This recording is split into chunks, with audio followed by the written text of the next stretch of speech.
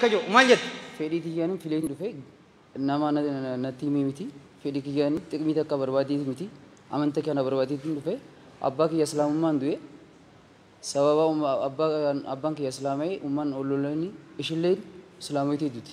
Yaa Allah oo takbirtaan eessa jirti?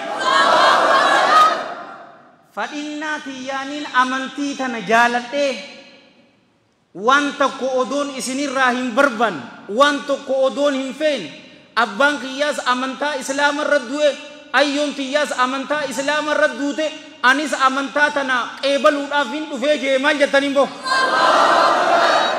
aya afaan arabiffaatiin hin jaa eegas yaatis afaan arabiffaatiin hin jetta ashhadu alla ilaha illa Allah وأشهد أن محمدا رسول الله تكبير تكبير تكبير وني أتي أمانتنا أفان عربات جدّي أنين كن نم بيكا يوكا رقام بها حق أن قبرمان الله مليه هنجرو نبي محمد صلوات الله وسلام عليه إرقما إساتي رسول إساتي كمايي إساتي ergatee jetteeti ragaa baate jechuudha. Inni nuuni beekamoota na cufaatu takbiirtaan simadhaan tak.